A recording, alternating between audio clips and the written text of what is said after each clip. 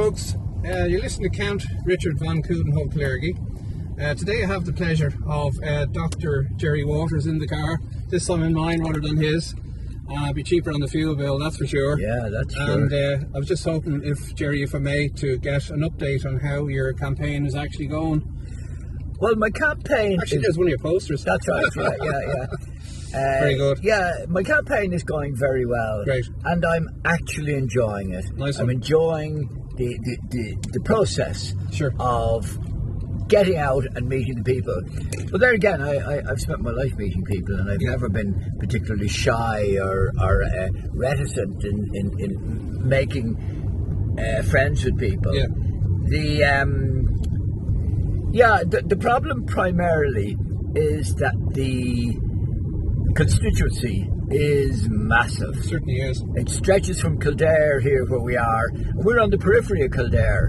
We're right up against the Dublin border, and it runs from here on across through the Midlands, across to Galways, up through Mayo, Sligo, Donegal, and back down through the border counties, down through Louth and Meath. So it is absolutely, it's frightening. Right. I've spent some time over in North Mayo, and I was in Sligo, I was in Donegal. I hope you're not driving the Bentley going around in that. I'm absolutely not. My children's inheritance couldn't afford that. Yeah, you need your own fuel tank. I would, yeah. In-flight refueling. That's right. I would need the expenses from the European Union, of course, to fuel that. Yeah. No, I've thoroughly enjoyed it, and I've thoroughly enjoyed when I got dug into, particularly the Greens. Excellent. I have a major problem with the Greens, who I consider live a lie. Yeah. Any group? Straight? No, left. Left here. Left here. Thank you. We're heading out over the Liffey now, the River Liffey. That's it. And if you take a turn then left. Oh, indeed. What we're doing here now is to go out and have a look at my banners that I put up on the motorway, across the motorway. Perfect. Great idea. I reinstituted them today, having come back from Donegal and found that they had been vandalised. Right. Oh dear. More than vandalised, they've been taken away. Right. I searched around the area, and a banner, a huge banner, and these banners are costing €130 each. Well, is this the same one you had in Clane, Gerry? That's right. Similar size? Yeah, a big one. And no, it's much bigger than that. It's huge things. And my daughter up in Portadown is getting them printed for me at cost price. Right. And I say they're costing £120, I think. Okay. They're bloody expensive. Yeah. No, I don't mind if they stay up and do the job. Yeah. But when somebody comes along and vandalises them and removes them after a 3 or 4 days, it's kind of annoying. So I went to the local guards and asked them if they'd removed it on some grounds of safety. And they said absolutely not. No. The banner on a motorway, a straight motorway, is probably less distracting than a banner on a twisty road where the traffic is moving and people are running across the road. So in effect, theoretically, they're considerably safer because some people are going straight and there is no likelihood of a cyclist or a pedestrian running in front of you. And you had security attached with 3 bicycle locks? On that one I put 3 bicycle chains in effect. The steel safety lock for bicycles. Right. Just to make sure that nobody could say they fell down and obstructed the view of a lorry or something like that. Right. It didn't make any difference. Somebody came along and they appeared to take a hammer to one of the locks. Right. It wouldn't budge. So then they did what was the bright thing, I suppose. They just took a Stanley knife to the sign and cut around. I'd also put up 2 placards. They disappeared as well. Right. So it wasn't as if these were young lads vandalising it. This was somebody... So you seem to be targeted. Well, they took them away so that I couldn't reuse them. Right. It wasn't just a matter of vandalism. This was I consider a targeted event. Sure. And As I say, the guards said no, under no circumstances had they removed them. Well, you can see even with these, Jerry, for me, they're well below the height that's they're right. supposed to be. Well, you know, I don't think anybody's particularly disturbed about that. Yeah. But it is a little bit sad to think that they will. Flount. Yeah. So why me? It's sort of gratifying to think that I'm of sufficient. Well, I suppose. You've annoyed somebody somewhere. Yeah, I suppose to an extent this is my temperament and my personality. Anyway, I always take the best out of pretty much everything. Right. And the best I can take out of this is that somebody within the political parties or within the political system, I wouldn't imagine it's an independent, because there's no other independent in this, you know, within 20 miles or 30 miles of me. So I would think it's some of the rogues political parties who, from on the hustings, talking to people, the political parties are going to come under pressure. Absolutely. There's the number of people in Ballina and Sligo and Letterkenny, and I came back down through Monaghan over the weekend. Yeah. The number of people are saying, "Oh, I won't vote for a political party. I'm going independent. I'm going independent. I'm going independent." Now, what are my chances? I have no idea. But then again, nobody has idea about anybody's chances at this stage, because this is very much a... Well, during the Joseph Stalin, didn't he have a quote? It's not the vote that counts, it's who counts the vote. Yeah, so well, ultimately, I think that... Well, in my naivety and my trust in people, I trust the returning officer in Galway. Right. I chatted to her for 45 minutes when I was putting in my deposit. And I trust her. I think she is fundamentally a good person, and I have trust in the system. Maybe I won't be saying this after the election, but it would be very difficult to say you didn't trust the system and then win. Yeah. Imagine what you say then. Well, there would be a degree of hypocrisy there. Yeah. So I'm not saying that because I believe I'm going to win. I'm saying it because I do trust the returning officer in Galway. I believe she's an honourable and decent person. Right. So how many candidates? Is it 20? There's 26. 26, yeah. 26, and literally between here and Galway and Mayo and Letterkenny and every little town in between is littered with posters, not only for the local elections but also for the MEP for the European elections. I would say they're €20 posters. That's really, right, yeah. An extraordinary amount of money involved. Like, you'd wonder what is the angle of the political parties to put literally tens, if not hundreds of millions. Yeah.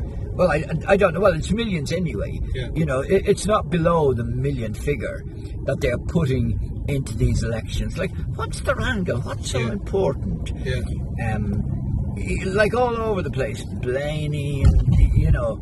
There was one of them I noticed when we were driving it, and I just wanted to take a left here onto the motorway. We'll run out on the motorway. No problem.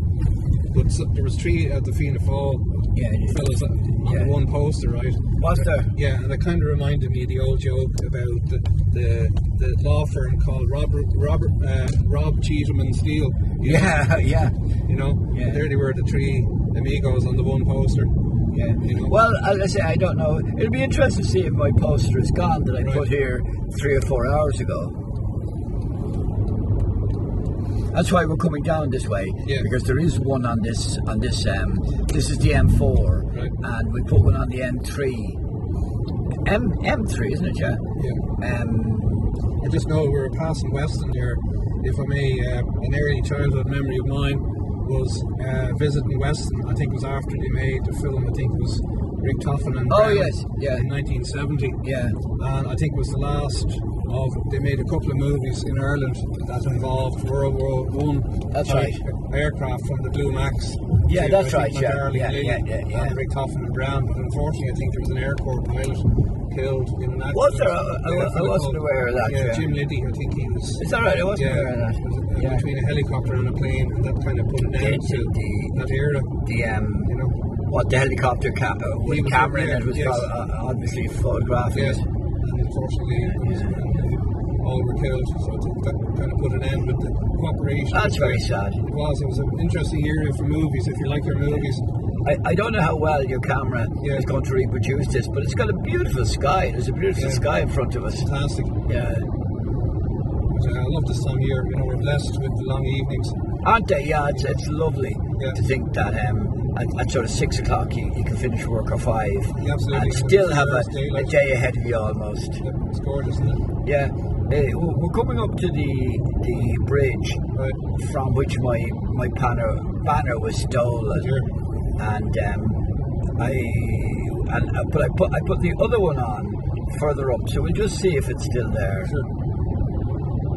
And thank you for the eggs, by the way, Jerry. Oh yeah, did you notice a difference? I ate them a lot quicker than that wasn't the point of it. That wasn't the point of it. Yeah. Actually, if I may, a sideline again. I love to kind of ad-libbing, but if I go straight out, and you can see my banner. I just want to see if it's visible. Yeah, it's still there, all right. Yeah. So it's lasted 4 hours. Right. Okay, it's perfect. You can see enough of it. Absolutely. You know. Excellent. Well done. Yeah. Unfortunately, it was printed on some sort of netting, you know, and it's fine. It's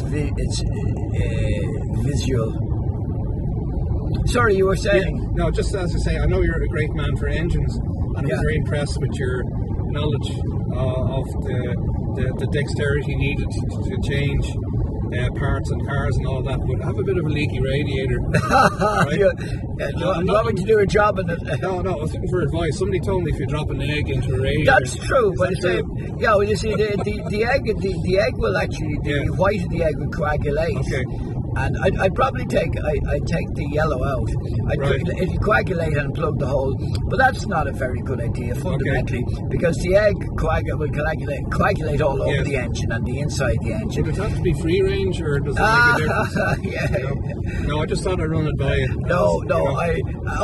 That was used, and that probably will work, but it'll be a very temporary solution. Yeah. Eventually, so you got to realise that the pressure in the radiator will build up, and it'll blow out past the coagulated egg, because obviously coagulated egg. No, sometimes I've had eggs that were so tough, fried eggs that were so tough that they may well have stood the pressure. Yeah. But I just started running by you. We're on the subject of your eggs. There you go. So on straight again. No, I think we'll take a left turn. So, are you enjoying yourself anyway? Yes, I am. I'm thoroughly enjoying it. Right. And it's very tiring. And I drove down to Killarney the previous Monday, so that was a 4-hour drive down, a 4-hour drive back. Right. Were you there at the same time as the health conference? That's what I went down for. I went down for the launch of the WHO. Yeah. I forget what Eddie Hobbs calls it. Declaration. Yeah, declaration. Fantastic. I don't know whether that's a publicity stunt or what it is, quite frankly. Being honest about it. I often wonder about some people, whether they're really involved in a thing or whether they are involved in something, because to get a degree of sort of public awareness and that. Now, by the same token, that's what I'm doing. Yeah. I'm trying to get public awareness. But my public awareness is not to try and make a living out of it. Right. My public awareness is to try and get the truth across for people to listen to me. Absolutely. And so that I'll have credibility. Well, if I may, Jerry, our last video that we did lasted all of 10 minutes before it was nuked by YouTube. So, and why was that? I used a bad word. You did. Yeah, well, I had forgot to remind you to say the word soup. In truth, you did remind me. Yes. But you reminded me the day before. Yes. And on the spur of the moment, I forgot myself. Yeah, I spurted out the word. It was such an engaging, especially the gentleman we met in the car park. That was interesting. Very nice. And it was totally spontaneous. Yeah. And did it go up anywhere else? Or I opened up a Reddit account, but what I'm actually going to do now after this video, I will leave links from our previous chat underneath this video. So it'll give those. So if anybody's crazy enough to be interested enough in listening to me, it was a cracking conversation, and well done, thank you. Yeah, I got to admit, see, the point about it is, I actually enjoy myself when I'm chatting to people. Yeah. That's probably a legacy of doing it for 47 years. Right. 40 years as a GP. And so I would imagine... You must have a good doctor joke, Gerry, do you? Doctor. I love doctor jokes. Right. So 47 years you had to practice? Yeah, well, 40 years, 47 years since I qualified in 77, and 40 years as a GP. I love doing it. I genuinely love doing it. So much so that I did 3 surgeries a day. I did a morning, midday, and night surgery, and kind of didn't get home until 9 o'clock at night. Right. Now, you could construe that as sheer greed, but you could construe it whatever way you like. But I construe it as something I love doing. Absolutely. And I would consider I've got a personality disorder. Yeah, genuinely. I got two. Yeah. I've kind of got a chip on the shoulder in the sense that coming from a corporation housing estate, my father being a bus driver, I had a need to actually prove myself. Right. Prove I was as good as anybody else. And where'd you go to school, Gerry? In Christian Brothers School in Inchicore, Keogh Square. Right. Kind of rough spot, very, very rough spot. And back in the days of corporal punishment. Oh, absolutely. Oh, yeah, I was slapped. I was probably slapped every day because I was kind of uppity. No, I don't think I was cheeky, but I wouldn't back down. Yeah. And the funny thing is, I was never a linguist. I could never learn Irish, and I had difficulty with Latin. Yeah. And you used to be slapped if you didn't know a word. That's the crazy. You didn't know. You weren't. I was never slapped, I think, for being cheeky or. So if you went into a bar and ordered a Martinos instead of a martini. Yeah, pretty much. So that I was slapped for not knowing an English poem or something. Right. So that it's all very, very crazy to think that you were slapped, or you didn't do your homework, or your homework was wrong, or you got a sum wrong. Like it was very cruel and very much a disincentive to. Well, it was a disincentive to continue on in school because this is in secondary school. This wasn't only in primary school. This is in secondary school. Right. And yet, I've great respect for the Christian Brothers. Yeah. If anything, the Christian Brothers were overall decent men, whereas some of the lay teachers were psychopaths. Right. I had no trouble with the Christian Brothers at all,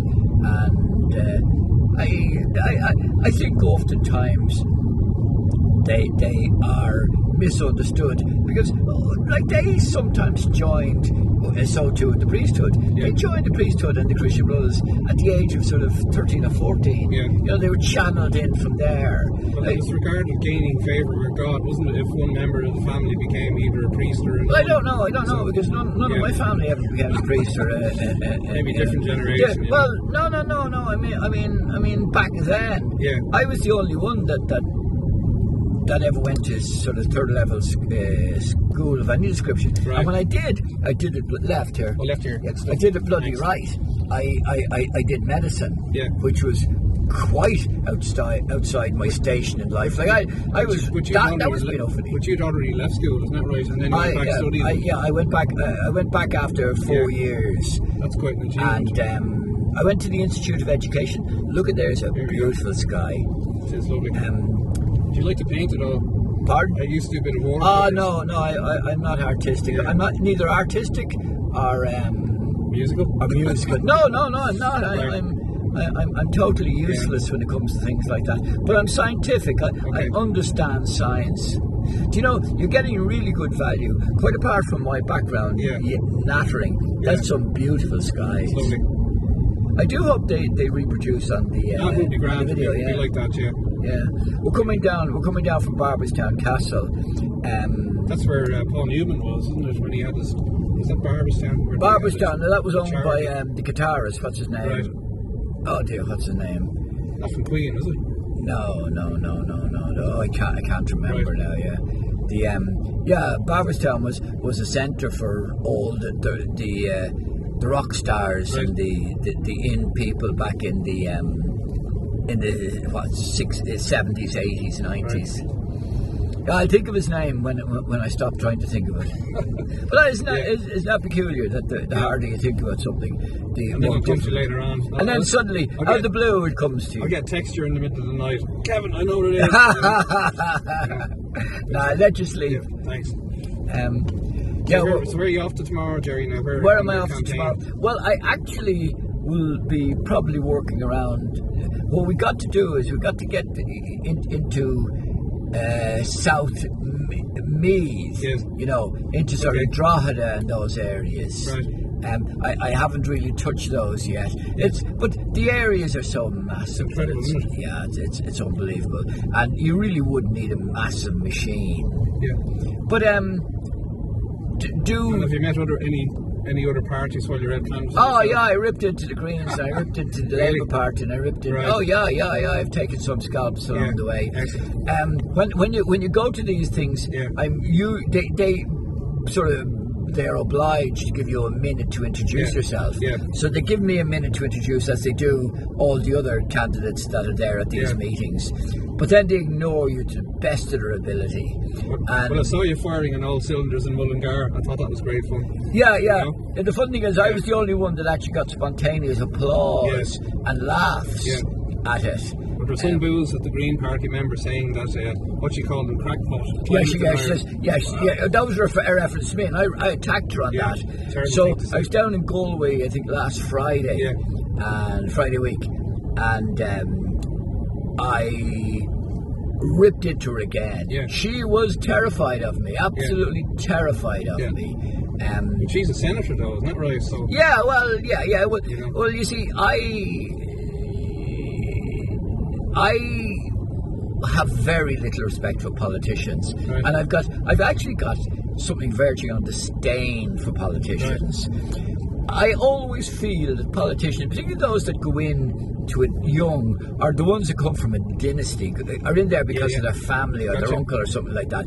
That is like that's royalty. That's royalty. Yeah.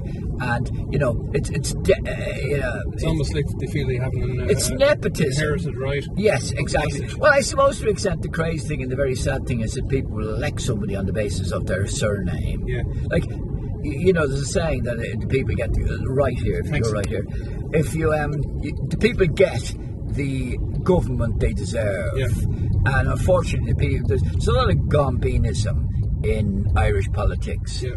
And that's why the likes of these, the Blaney's and that can come in with absolutely no, well, I don't know if they've got ability or not, but no proven ability. Well, can I make a suggestion, Jerry, that maybe part of the electoral process should actually include an IQ test?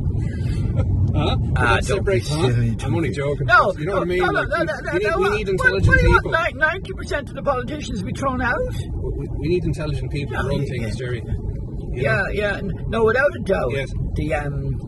Well, I tell you what, this, and again, this is coming down, sort of blowing my own trumpet. Yeah. But you need to have some background and education in something. Sure. You have to understand what you're actually dealing with. You need at least an average IQ, but you also need a background and an education. Yeah. And I would say that's what my strength is. My strength is my scientific education. I think so. And which includes climate science and that. And of course, there's my 47 years in medicine. Sure. But I also did a PhD in sociology in Maynooth College. Right. So I'm not a total twat when it comes to dealing with people and dealing and knowing what society is about. Yeah. So as I say, something like sociology is what you call a soft science, right? And in effect, it's not really a science; it's kind of a made-up conglomeration of what people think. manufacturing consent. That's right, yeah. I think a bit Noam like economics, Yeah. you know. I think Noam Chomsky had a book on that, manufacturing consent. Yes, that's right, yeah. So, we're coming down into Selbridge, past St. Raphael's. It's a lovely old building, isn't it? Yeah, that's Dean Swift. Yeah. Dean Swift hung out around there, and he had a girlfriend or a wife called Vanessa. So Vanessa, Vanessa's a very strong name around Selbridge. Vanessa Lawns, Vanessa Close, and gotcha. Yeah. I know the Shackleton Road as well. Shackleton Road. Yes. Yeah. And that's, I'm sure, after Ernst. Is that right? Yeah, absolutely. Yeah. Well, he was from, and if you go up this way, he was from Kildare. I don't know exactly where in Kildare he was. Yeah. And of course, the Selbridge people like and legitimately claim that Arthur Guinness came from Selbridge, and he was buried out in is it fancy looking Garda car? Certainly is. Hope it's not electric. It looks like it is actually. It kind of looks like it's got an absence won't of be too good in a long car chase. Absolutely, yeah. And on our right hand side there, we've got a statue of. I was wondering who that was. All right. Yeah, that's Arthur Guinness. Right. And so like that's a worthy claim to fame, if you can actually claim that somebody who's altered the world in a real way by inventing Guinness. Yeah. Now, whether it's necessarily a good way or not, I'm not quite sure, but well, they certainly made enough money out of me in my drinking career. Did they? Yeah. They did. I had an option, Jerry. I could either go professional or retire, and I thought I'd live longer for retired. So I'm on the subs bench now. Yeah. Well, hope you won't get the call back on. No, definitely not. 13 years now. Yeah. So we're coming up. So we've done a neat little circuit there, and I don't know if I've told you anything. Yeah. Or I've I just thought it was nice to touch base. Yeah. See anyway, feedback. I suppose the important point is that I'm enjoying it. Right. I'm enjoying meeting the people. I'm working very much with Hold the Line people. Oh yeah, okay. Fabulous group of people around the country, and they're around the country putting on a group of people for me to do. And I actually love chatting, and I always say if I can catch somebody's, if I can hold somebody for 15-20 seconds, I can convert them, believe it or not. An interesting incident. Here's another one of your posts. Yeah, excellent. That's my house. Wow, very good. But the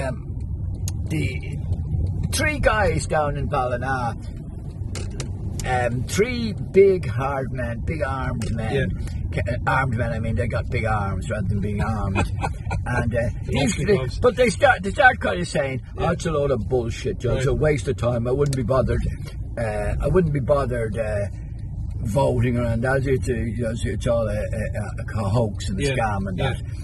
So I went over to them, and there was a little Italian woman called Michaela with me. She was literally 5 foot. And next thing I realised that she was standing on at my elbow, and the three guys, they got chatting, and they said, we didn't take any of those vaccines or any of those that rubbish. You mean the soup? Yeah. Oh yeah. It's okay. But go on anyway. Soup. That soup. Yeah. So I said, do you know why I was struck off the medical register? I said, because I wouldn't administer it. Oh, were you? And suddenly they were interested. Right. So I have little badges. I gave you those little. Yeah, I got one of them the other night. Thank you. I had little badges, so I ran back to my car and got them the badges. Nice one. And we had a chat, and we chatted on for 10 or 15 minutes. And these three guys went away saying, we're going to talk about you. Yeah. We're going to spread the word. We're going to tell people to vote for you because you are a good man. Yeah. But doesn't it show you, even for me, Jerry, about the coverage there on RT last week, there were no independents on the panel. You know, you had Niall Boyle, and was probably the nearest who will be to, you know, or should we say way of Oh thinking. yeah, well, this is the point. And he was on his but own. they're not interested in what the people. But the point about so I got chatting to them. I said, "What are you doing?" The Tarmacadam spreaders. Right. Like, these were really hard. No, they're in the mid-20s. Yeah. And one of them came back to sought me. He says, we're going to talk about you. We're going to tell people to vote for you and that. So they were out to campaign for me, nice. Which is truly, it was actually emotional for me to think these three hard young men. Yeah. So one of them then contacted me on Facebook and said, "Hey, Jerry, I met you down in Ballina and you gave us your badges and I'm just coming out and say hello." Yeah. But I said to the little Italian woman who came and stood beside me, I said, "What were you standing there?" She says, "Oh, I was terrified."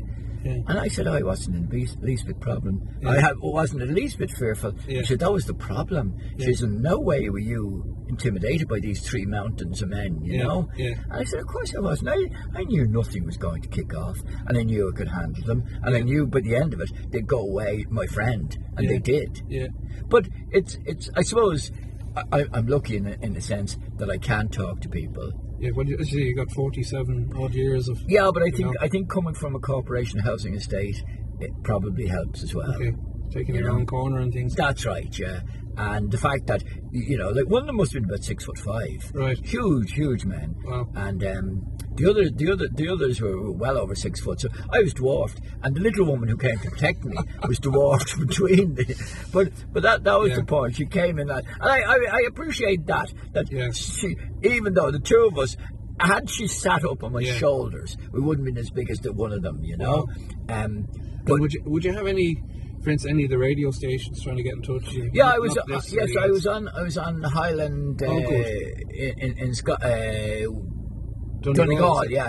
And I got a very, very fair crack at the whip from them. Okay, that's good. I was Tip FM. Is Tip in your?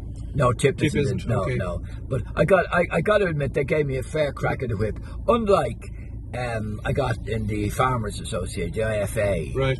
There was another thing down in Galway that was run by the European movement. I don't know what the movement refers to, whether it's a bowel movement or what it is. Yeah. But you know, it's something that kind of sells the European concept. Of course. So overall, I'm enjoying it. I'm fighting my battle. Good. If I win, I'll be thrilled. Yeah. If I don't win, I'll not be devastated. Would you consider running the locals then afterwards next year? I wouldn't think along those lines at this point in time. Okay.